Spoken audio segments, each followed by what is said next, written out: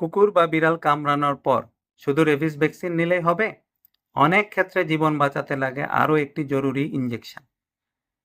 আসসালামু আলাইকুম। আমি ডাক্তার মোহাম্মদ আসাদুজ্জামান পাটোয়ারি আছি আপনাদের সাথে। আশা করি যে যেখানে আছেন ভালো আছেন। কুকুর, বিড়াল বা অন্যান্য বন্যপ্রাণীর কামড়ের পর ভয়ঙ্কর রোগগুলোর একটি হলো জলাতঙ্ক বা রেবিস। একবার লক্ষণ দেখা দিলে এই রোগের মৃত্যু ঝুঁকি প্রায় শতভাগ। তাই সময় মতো সঠিক চিকিৎসা অত্যন্ত গুরুত্বপূর্ণ। আজ আমরা রেবিস ইমিউনোগ্লোবুলিন কি এবং কখন দিতে হয় সে সম্পর্কে জানব। চলুন জেনে নেই রেবিস ইমিউনোগ্লোবুলিন কি। এটি বিশেষ এক ধরনের ইনজেকশন যা শরীরে দ্রুত অস্থায়ী প্রতিরোধ তৈরি করে। রেবিস ভ্যাকসিন যেখানে কাজ করতে কয়েকদিন সময় নেয়, সেখানে রেবিস ইমিউনোগ্লোবুলিন সাথে সাথেই ভাইরাসকে দুর্বল করে দেয়।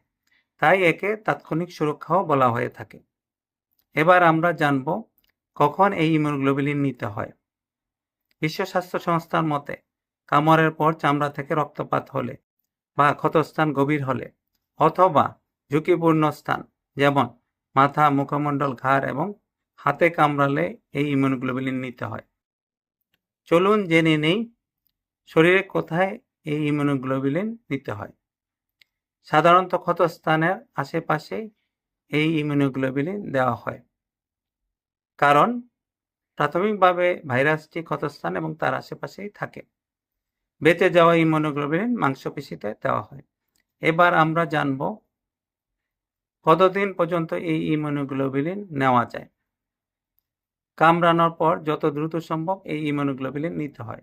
তবে রেবিস ভ্যাকসিন নেওয়ার পর 7 দিন পর্যন্ত এই ইমিউনোগ্লোবুলিন নেওয়া যায়।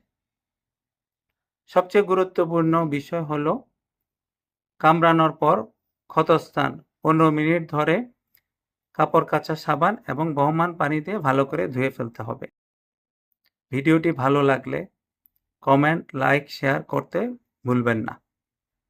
সাথে থাকার জন্য ধন্যবাদ। ভালো থাকবেন। আল্লাহ হাফেজ।